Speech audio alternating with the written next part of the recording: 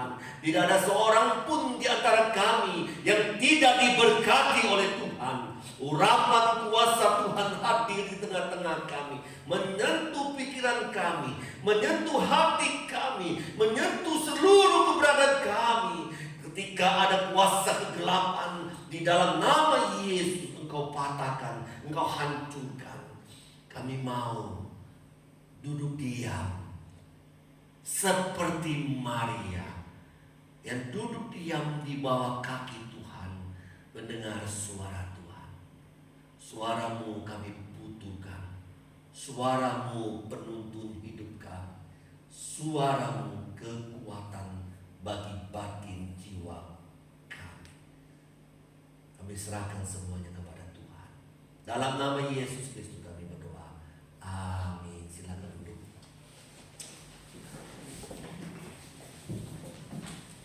Shalom Bapak, Ibu, saudara-saudara semua. Shalom. Tema kita hari ini di bulan-bulan ini adalah ibadah yang sejati. Kita baca Roma 12:1-2. Roma 1-2. Karena itu saudara-saudara, demi kemurahan Allah, aku menasihatkan kamu supaya kamu memberi sembahkan tubuhmu sebagai persembahan yang hidup, yang kudus dan yang berkenan kepada Allah. Itu adalah ibadahmu yang sejati. Ketika konseling pranikah, ada yang bertanya, Pak Pendeta, adakah cinta yang sejati itu? Adakah cinta yang sejati itu? Saya katakan ada. Ada 3 hal untuk menentukan cinta yang sejati itu. Dimana yang pertama itu intimasi, yang kedua itu komunikasi, yang ketiga itu komitmen. 3 hal inilah yang menjadi indikator sebuah cinta yang sejati. Intimasi di dalam masa pacaran atau dalam suatu keluarga, suami istri. Ada intimasi, ada kedekatan, ada kerinduan untuk bersama-sama dekat-dekat dengan pacarnya atau kekasihnya. Kalau itu tidak ada, itu tidak ada cinta yang sejati. Yang kedua, indikatornya adalah komunikasi. Cinta yang sejati ada menuangkan perasaan yang disampaikan dengan kata-kata, disampaikan dalam bahasa tubuh. Kalau itu tidak ada, bukanlah cinta yang sejati. Yang ketiga adalah komitmen. Kenapa di dalam pernikahan ada perjanjian komitmen pernikahan? Aku dengan kamu seumur hidup, susah atau senang, aku tetap bersama dengan kamu. Sakit atau sehat, kaya atau miskin, aku tetap bersama-sama dengan kamu. Itu menandakan suatu komitmen. Kalau tidak ada, bukanlah cinta yang sejati. Saudara, di dalam ibadah juga ada disebut dengan ibadah yang sejati. Apa itu indikatornya? Saudara, mungkin saudara berkata ibadah yang sejati itu mungkin apakah ibadah yang tenang? Bukan. Ada yang berkata ibadah yang sejati ketika aku memberikan perpuluhan. Bukan. Apalagi yang tidak kasih perpuluhan. Yang kasih perpuluhan aja bukan dikatakan suatu ibadah yang sejati. Apakah ada yang berkata ibadah sejati itu ketika ibadah ada sukacita? Bukan juga. Tetapi Rasul Paulus memberikan satu indikator kepada kita tentang ibadah yang sejati itu. Ada 3 hal Jadi indikator, petunjuk ketika ibadah itu disebut sejati. Yang pertama, persembahkanlah hidupmu sebagai persembahan yang hidup. Itu indikator yang pertama. Persembahkanlah hidupmu sebagai persembahan yang hidup. Ini mempunyai dua arti. Arti yang pertama, persembahkanlah sesuatu yang hidup. Apa artinya? Tentu Rasul Paulus ini menunjukkan kepada orang-orang di Roma dan saudara kita. Arti ketika kita memberikan persembahan, jangan memberikan persembahan yang mati. Mungkin saudara tidak ngerti, tapi bangsa Israel itu ngerti, saudara.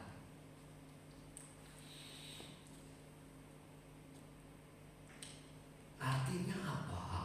Ketika kita memberikan persembahan yang hidup, bukan yang mati. Ketika aku memberikan persembahan, maka persembahan itu pasti bermanfaat. Ini indikatornya. Ketika aku mau beribadah, aku memberikan yang hidup kepada Tuhan, berarti aku mau menjadi manfaat bagi karya Tuhan, pekerjaan Tuhan, rumah Tuhan, dan kerajaan Tuhan. Kalau mati, bagaimana kita bisa melakukan hal itu? Tidak bisa, bukan? Memberikan yang terbaik, memberikan persembahan yang hidup, yang berguna bagi yang menerima. Kalau mati, ngapain kamu kasih saya, Daniela kasih sesuatu kepada saya yang mati? Tidak ada gunanya. Kirim ayam buat saya, tapi ayam itu mati, itu sudah berbau, tidak ada gunanya. Tentu sesuatu yang diberikan kepada saya, tentu itu akan menjadi manfaat, berguna bagi saya. Saudara yang dikasih oleh Tuhan, kalau bangsa Israel sudah mengerti, kenapa? Karena pada waktu bangsa Israel dituntut untuk memberikan persembahan kepada Tuhan, ketika kamu datang di dalam bait Allah, ketika kamu mau menyembah Tuhan, kamu disuruh membawa lembu, kambing, domba, yang apa? Yang gemuk-gemuk, yang paling bagus di antara ternak-ternakmu, itulah yang kau berikan kepada Tuhan. Itu perintah Tuhan. Bangsa Israel sudah tahu. Ini juga menjadi petunjuk bagi kita ketika kita mau mempersembahkan yang hidup kepada Tuhan. Artinya kita memberikan yang terbaik kepada Tuhan, yang gemuk-gemuk kepada Tuhan, yang bermanfaat untuk dipakai oleh Tuhan. Ini penting.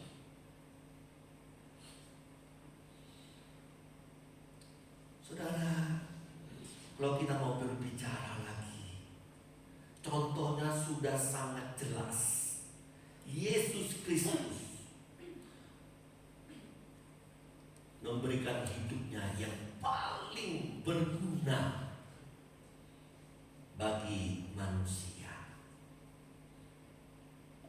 memberikan kematiannya untuk kehidupan sebuah manusia, yang membawa manusia dari mati dalam kehidupan, yang membawa manusia kebinasaan memperoleh hidup yang kekal.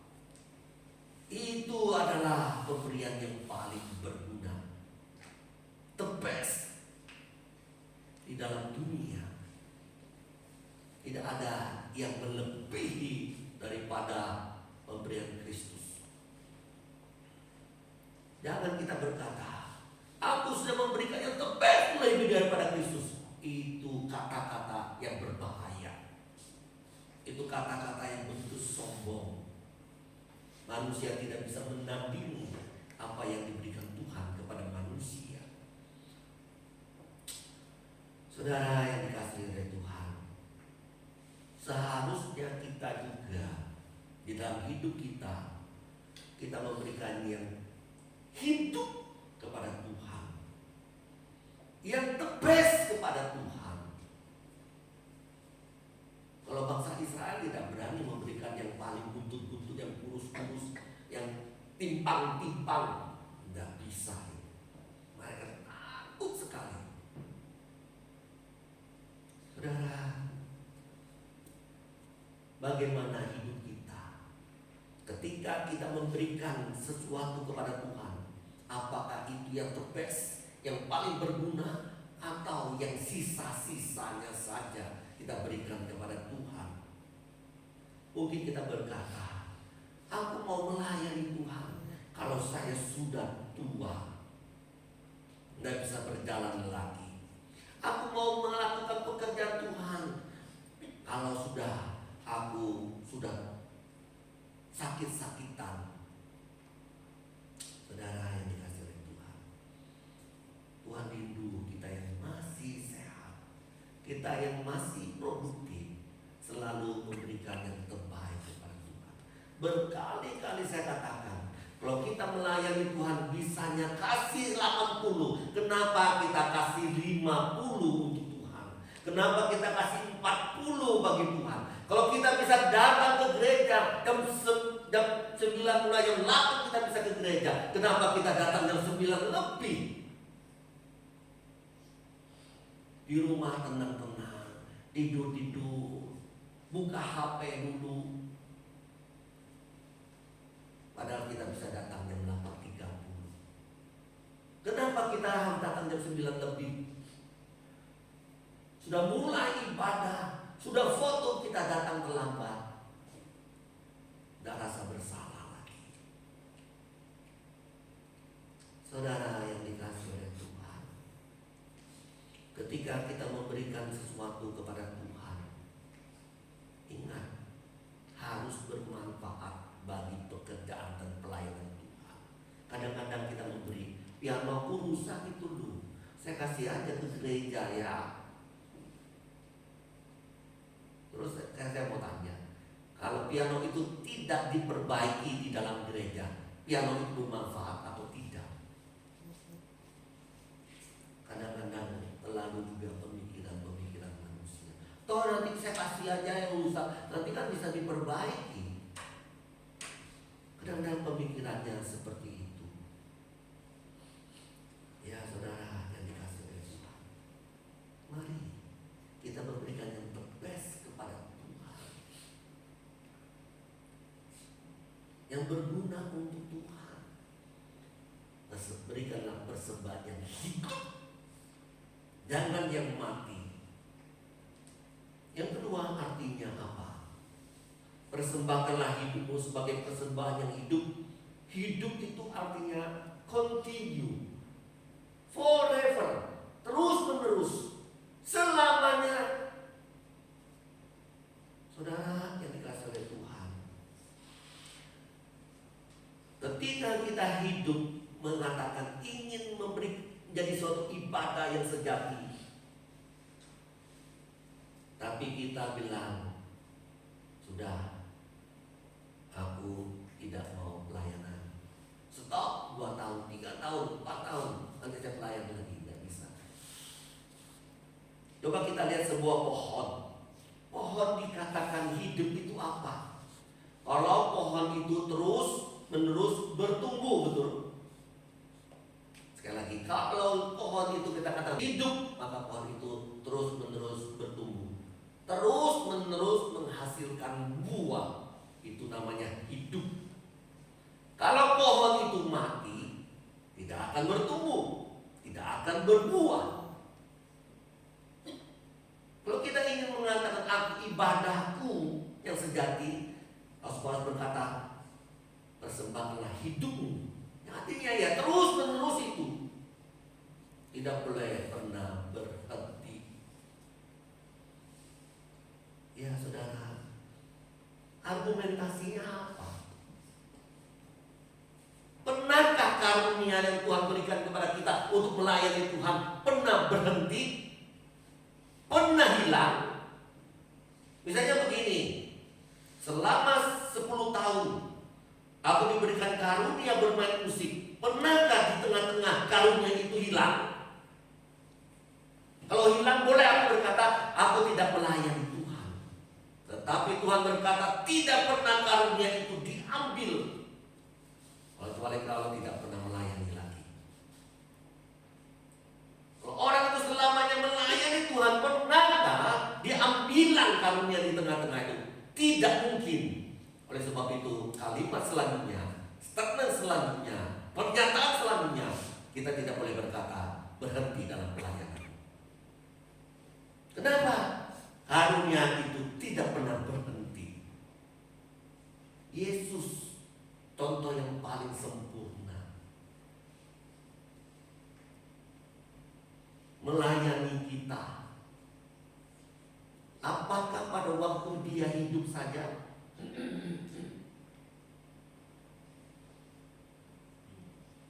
Ketika dia bangkit, masih melayani murid-murid yang lain, meneguhkan, menguatkan. Setelah bangkit, dia naik ke atas. Apakah sudah berhenti melayani kita? Tidak.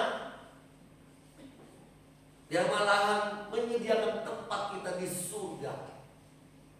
Ketika di surga menyediakan, apakah sudah berhenti? Tidak, dia akan datang menjemput kita. Kita sama-sama ke surga. Apakah di surga dia berhenti dalam melayani kita? Tidak pernah. Saudara yang dikasihi oleh Tuhan, Tuhan tidak pernah berhenti dalam melayani dan mengasihi kita. Lalu kita mau berhenti melayani dia, mengasihi dia? Saudara yang dikasihi oleh Tuhan, mari kita, ketika kita melayani Tuhan, kita terus-menerus continue melayani Tuhan. Jangan disebut dengan panas-panas tai ayam.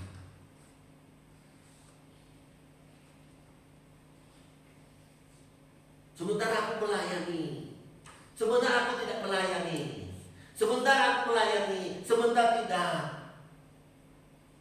Tidak usah diminta sama pendeta. Layani terus. Jangan sampai dimanja oleh pendeta. Supaya aku mau diingatkan, supaya aku mau diajar, supaya aku mau dirangkul oleh pendeta, baru aku mau. Jangan seperti itu. Aku diberi karunia. Marikah aku pakai karunia itu? Gereja Sanderbek, gereja yang terbesar,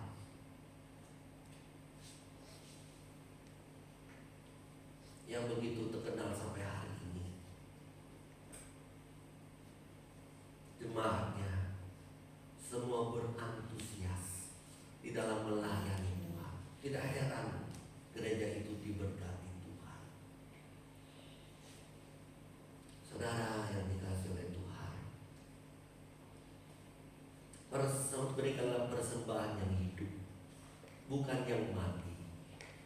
Berikanlah persembahan yang hidup, yang berguna, yang the best. Berikanlah persembahan yang hidup, yang terus-menerus, tidak pernah berhenti. Amin. Amin. Yang kedua, indikator yang kedua sebagai ibadah yang sejati. Yang pertama itu apa kita? Indikator yang pertama itu apa?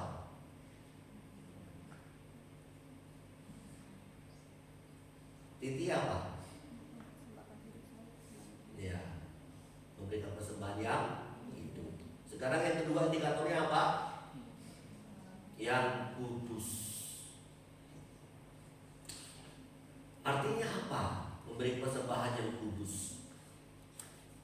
Ketika kita memberi persembahan, uang kita, harta kita, diri kita kepada Tuhan, harusnya kudus dan tak bercacat. Itu maunya Tuhan. Itu disampaikan oleh Rasul Paulus kepada jemaat di Roma. Kita lihat Ibrani 9 ayat 14. Apa yang dikatakan akan hal itu? Apa yang dilakukan oleh Tuhan Yesus di dalam contoh kepada manusia? Betapa lebihnya darah Kristus yang oleh rohnya yang kekal telah mempersembahkan dirinya sebagai sendiri kepada Allah, sebagai persembahan yang tak bercacat, akan menyucikan hati nurani kita dari perbuatan-perbuatan yang sia-sia, supaya kita dapat beribadah kepada Allah yang hidup. Ibadah yang sejati, yang bisa menjadi persembahan ibadah yang berkenan kepada Allah, kalau kita memberikan persembahan yang kudus. Itu dilakukan oleh Tuhan Yesus. Dipersembahkan itu kepada Allah Bapa di surga. Ya, tidak heran Allah Bapa mengatakan, hai anakku yang kukasihi.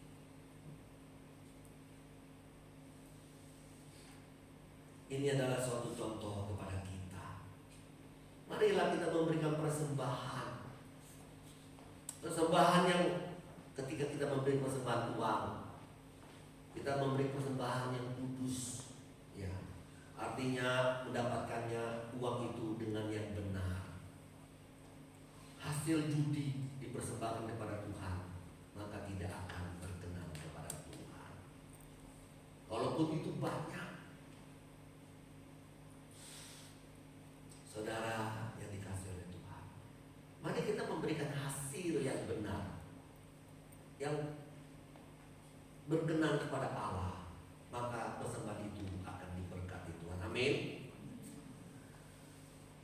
Baik saudara yang dikasihi oleh Tuhan, sekarang kita masuk poin yang ketiga. Indikator ibadah yang sejati. Yang pertama tadi apa? Persembahan yang hidup. Yang kedua apa? Yang ketiga adalah yang berkenan kepada Tuhan. Apa artinya memberikan persembahan yang berkenan kepada Tuhan? Artinya ketika kita memberikan sesuatu kepada Tuhan, tenaga kita, pengorbanan kita dalam pelayanan, milik harta kita yang kita persembahkan kepada Tuhan, yang berkenan, itu artinya kita memberikan motivasi yang benar di hadapan Tuhan. Motivasi. Jika motivasi kita benar dalam memberi, maka persembahan itu pasti berkenan kepada Tuhan. Kenapa orang-orang Farisi persembahannya tidak berkenan kepada Tuhan? Karena motivasinya salah. Tuhan marah persembahan-persembahan daripada mereka. Percuma itu, saudara, percuma. Mazmur 54 ayat 8. Apa yang dikatakan oleh pemazmur bagi kita? Dengan rela hati aku akan mempersembahkan korban kepada Tuhan. Bersyukur sebab namamu baik, ya Tuhan. Di mana Salomo memberikan korban-korban dengan penuh kerelaan hati, penuh dengan motivasi yang benar, ketulusan dari dalam hati kepada Tuhan. 1 Tawari 29 ayat 9. Di sana dikatakan apa 1 Tawari ayat yang ke-29 ayat ke-9. Saudara yang dikasihi oleh Tuhan, satu bagian yang sangat penting yang harus kita baca di dalam bagian ini. Bangsa itu bersukacita karena kerelaan mereka masing-masing, sebab dengan tulus hati mereka memberi persembahan. Sukarela kepada Tuhan. Juga Raja Daud sangat bersukacita. Saudara yang dikasihi oleh Tuhan, memberi persembahan yang berkenan adalah memberikan dengan motivasi yang tulus, kelelaan dalam melayani Tuhan. Kalau dipaksa melayani Tuhan, adakah kelelaan hatimu? Kalau dengan terpaksa, pelayanan apapun hebatnya kita di atas panggung tidak berkenan kepada Tuhan. Mungkin hebat di hadapan manusia, tapi di hadapan Tuhan sia-sia. Ada kelelaan, ada ketulusan. Oh iya, kalau dipanggil sama Pak Pendeta, dipanggil 3 kali baru aku mau. Kalau 1 kali aku tidak mau. Kalau dipanggil ke gereja ibadah, kalau udah 3 kali oleh pendeta, aku tidak mau ke gereja. Kalau tidak besuk 3 kali ke rumahku, aku tidak mau ke gereja. Saudara yang dikasih oleh Tuhan,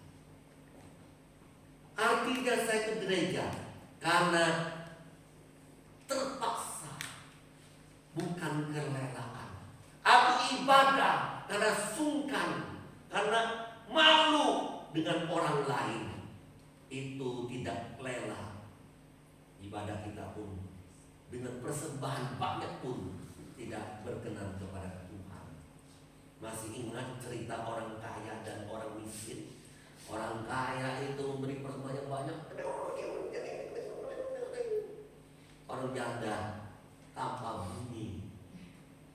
Tapi Tuhan melihat bukan persembahan yang berkenan, jumlahnya bukan, tapi adalah hati. Sedikit tapi berkenan kepada Tuhan. Itulah ibadah yang sejati. Saudara yang dikasih oleh Tuhan, ketika kita memberi dan melayani, janganlah motivasi kita salah. Supaya dilihat orang, supaya dipuji orang, supaya dihormati orang. Jangan, saudara, jangan. Kalau sudah dapat pujian daripada manusia, kita tidak dapat pujian daripada Allah lagi. Itu firman Tuhan. Saudara, inilah pengertian dari Rasul Paulus, agar kita memberikan persembahan yang hidup, persembahan yang kudus, dan yang berkenan kepada Allah. Jangan kita seperti jemaat-jemaat di Roma yang tidak mau seluruh hidup untuk Tuhan. Persembahan yang diberikan tidak berguna, yang tidak terus menerus, yang seenaknya saja. Jangan, saudara. Orang-orang di Roma bisa melayani Tuhan, tapi tubuh mereka juga dipakai untuk melayani dewa-dewa dan kepuasan daging.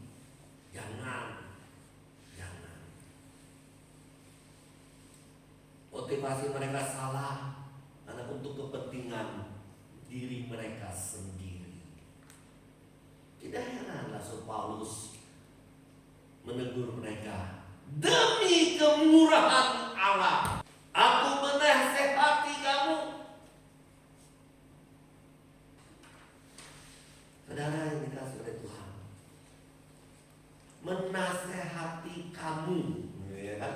Itu kalimatnya ada kan? Menasehati kamu. Sebenarnya kalimat bahasa Indonesia ini kurang jelas, kurang ada tekanan. Demi kemurahan Allah, aku menasehati kamu. Itu kurang jelas dan kurang tekanan. Sebenarnya kalimat yang tepat begini, saudara. Demi kemurahan Allah, aku Rasul Paulus dengan keinginan yang besar mendorong kamu, mendesak kamu berubah, supaya kamu mempersembahkan hidup yang persembahan yang hidup, yang kudus dan yang berkenan kepada Allah. Itu kalimatnya harus demikian bahasa aslinya. Sekali lagi, saudara, kalau bahasa Indonesia, demi kemurahan Allah aku menasihati kamu. Oh biasa. Coba lihat aslinya. Demi kemurahan Allah, aku Rasul Paulus dengan keinginan yang besar, kerinduanku yang besar, mendorong kamu, mendesak kamu, kamu berubah. Supaya apa?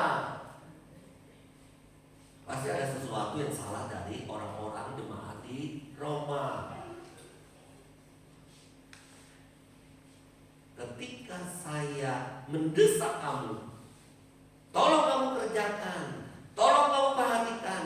Jangan sampai lupa. Berulang-ulang saya katakan, kamu melalaikannya. Sekali lagi aku tegaskan, jangan main-main. Itu serius saudara. Kalau kalimat itu, saudara yang dikasihi oleh Tuhan, jangan lagi seperti orang dunia. Ayat 2 kan, jangan seperti orang dunia. Apa artinya? Jangan seperti dunia lagi. Memberi persembahan seadanya saja. Memberi persembahan yang sudah semaunya saya. Kalau aku mau, aku kerjakan. Kalau aku mau persembahan perpuluhan, aku kasih perpuluhan. Pada perpuluhan itu continue. Sekarang aku perpuluhan, besok udah usah. Saya enaknya kita saja. Tapi kalau persembahan perpuluhan itu adalah continue. Saudara, saya enaknya aku beri. Ya sudah. Coba bayangkan. Kadang kita memberi persembahan kepada Tuhan, number 2, number 3. Ya sudah, barang-barang berkasku aku kirim kasih Tuhan. Dan barang baru kirim ke rumah saya. Kasihan bukan? Tuhan di nomor 2 kan.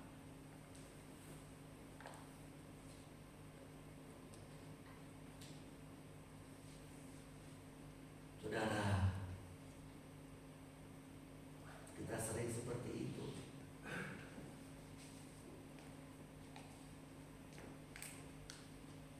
Memberikan persembahan dengan kebohongan-kebohongan. Jangan. Rasul Paulus berkata, berubahlah. Demi kemurahan Allah, aku mendesak kamu. Aku mendorong kamu supaya kamu berubah. Berubah dalam hal apa? Tidak seperti dunia lagi. Saudara yang dikasihi Tuhan, mari kita ambil satu tekad, satu sikap. Katanya aku mau ibadah yang sejati itu. Kita ambil satu sikap, kita ambil satu komitmen untuk melayani Tuhan terus menerus sampai kita mati. Dan kita ketika memberikan sesuatu kepada Tuhan, berikan yang berguna kepada Tuhan. Saudara, kita dapat memberikan yang terbaik jika pemberian itu hidup. Amin. Kita dapat memberikan yang terbaik jika pemberian itu kudus. Amin. Jika pemberian itu yang terbaik, maka itu akan berkenan kepada Allah. Semoga kita selalu melakukan yang terbaik